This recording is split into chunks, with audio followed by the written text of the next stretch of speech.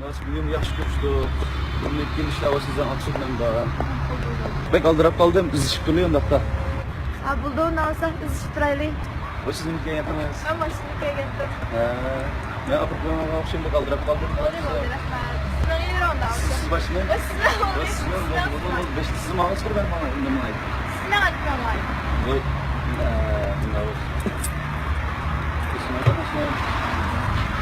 Bu siz ma'lum qilib Men sizga taqayman.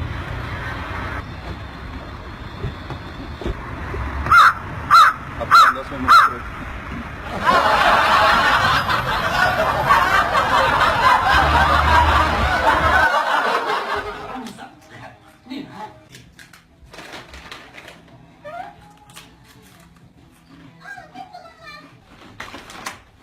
Bu da şokolat var mı? Şokolat yemek var. Doktor.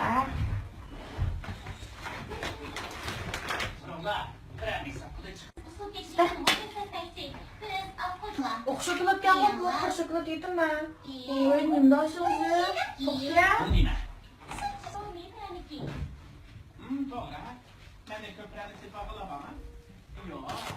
Antu karı oldu bu. Güzel. Karı oldu bu. Güzel.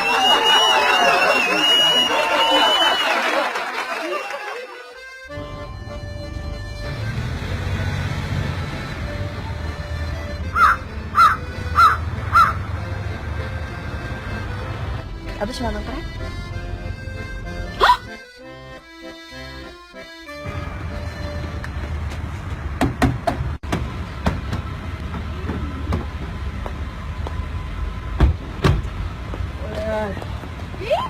Ben sizi sokaktan koyuyorum. Ya siz sokaktalar mı ne? Oy tekmeptim. Oy ya siz İşler sokaktalar. oluşunu bulmaptım. Ya bulurlar minkoy emsen kopmayı hemen. Abi işler oluşunu bulmaptım. Ya minkoy verirler bunu kopmayı hemen. Düşerken kulaklarını gıdam telefonlar.